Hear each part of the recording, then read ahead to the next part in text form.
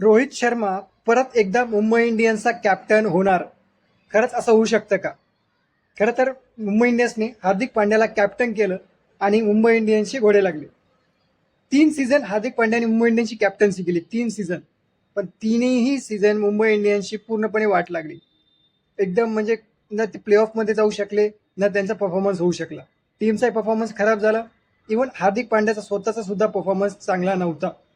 त्याच्यामुळे हार्दिक पांड्या तर जवळपास 100% फिक्स झालेला आहे की मुंबई इंडियन्स सोडणार आहे आणि दुसऱ्या कोणत्या तरी फ्रँचायझीकडे जाणार आहे. CSK असेल, KKR असेल, नावं बरेच आहेत. अजून काही फिक्स झालेलं नाही की कोणत्या फ्रँचायझीकडे जाईल, पण हार्दिक पांड्या मुंबई इंडियन्स सोडणार आहे.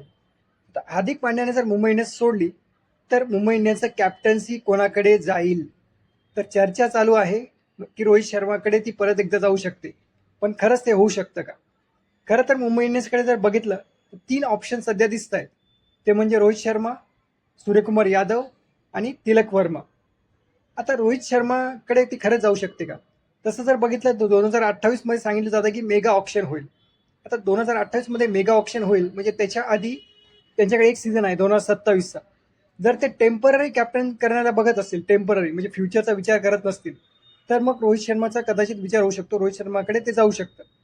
पण मग रोहित शर्मा त्यासाठी तयार होईल का? तो काही पाकिस्तानचा डांबर आझम नाहीये की किती हाकलून दिलं कुत्र्यासारखं तरी परत परत तो कॅप्टन्सी ऍक्सेप्ट करेल.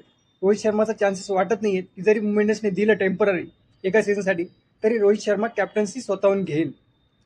जर अजून थोडा फ्युचरचा विचार केला जर मुंबई इंडियन्सने, तर मग सूर्यकुमार यादवकडे ते जाऊ शकतं अजून 2-3 वर्षासाठी.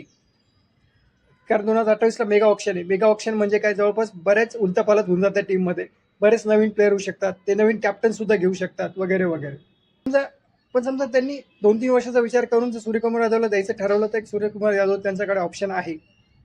पण जर खूपच पुढचा विचार केला फ्युचरचा, नाही अजून 5 वर्ष किंवा अजून 4-5 वर्षासाठी समजा, तर मग तिलक वर्माचा एक अजून ऑप्शन आहे.